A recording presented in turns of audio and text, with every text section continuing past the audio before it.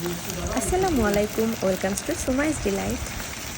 আশা করছি সবাই ভালো আছেন, আর আমিও আপনাদের দোয়াতে আল্লাহর রহমতে ভালো আছি আলহামদুলিল্লাহ। আজকে আমি আপনাদের সাথে অসাধারণ স্বাদের একটা রেসিপি শেয়ার করতে যাচ্ছি, আর এই রেসিপিটা কিন্তু বরিশাল অঞ্চলের খুবই বিখ্যাত। রেসিপিটা হচ্ছে যে কলা পাতায় বাইলা মাছের পাত। নামটা দেখে আপনারা নিশ্চয়ই বুঝে গেছেন যে রেসিপিটা কী হতে যাচ্ছে। চলুন আর দেরি না করে রেসিপিতে যাওয়া যাক। আমি এখানে দেশি বাইলা মাছ নিয়েছি ছোট ছোট, তার সাথে আমি আলু কুচি, টমেটো কুচি, ধনিয়া পাতা কুচি, পেঁয়াজ কুচি, কাঁচামরিচ, কিছু বাটা মশলা নিয়েছি, আদা রসুন পেঁয়াজ। তো সব কিছু আমি দিয়ে হলুদের গুঁড়া, মরিচের গুঁড়া, সরিষার তেল দিয়ে আমি এটাকে সুন্দর করে মাখাবো। সবগুলো উপকরণ একসাথে দিয়ে মাখানোটাই কিন্তু এই রেসিপির আসল কাজ। আর এটা অবশ্যই কিন্তু হাতে মাখাতে হবে, হাতে মাখালে কিন্তু এটা অন্যরকম একটা টেস্ট আসে। আর অবশ্যই আপনারা সরিষার তেল ইউজ করবেন, কারণ সরিষার তেলের ফ্লেভারটা এটার সাথে খুবই মানাবে। আর এটা মাখানোর সময় এমন সুন্দর একটা ঘ্রাণ আসছিল, মনে হচ্ছিল যে এটা কাঁচাই খাওয়া যাবে, এত লোভনীয়।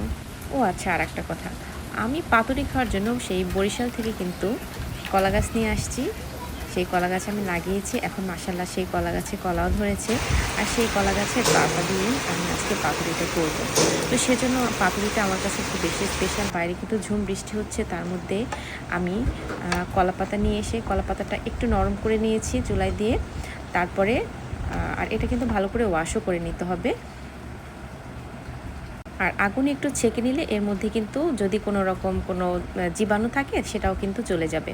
তারপরে আমি ফ্রাই প্যানের মধ্যে একদম সুন্দর করে কলা পাতাগুলো দিয়ে একটু যেন বাকি না থাকে, তার উপরে মাছগুলো একদম পাতলা করে সুন্দর করে দিয়ে দিব।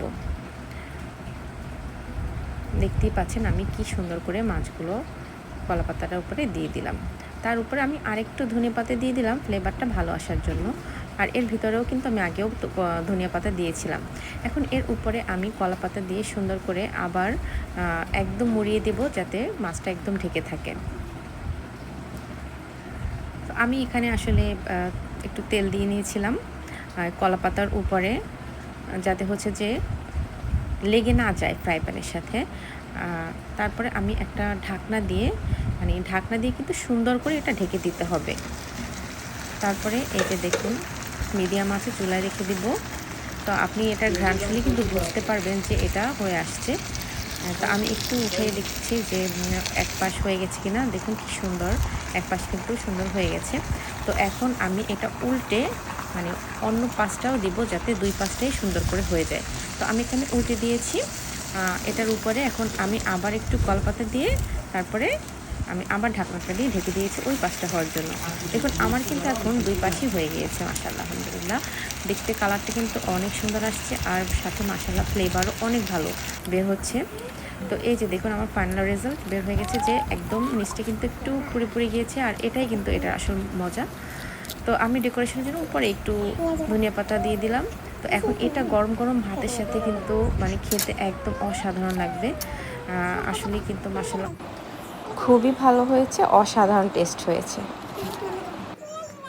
টেস্টটা বুঝতে হলে অবশ্যই বাসায় বানাবেন। সাথে থাকার জন্য ধন্যবাদ সবাইকে। আসসালামু আলাইকুম।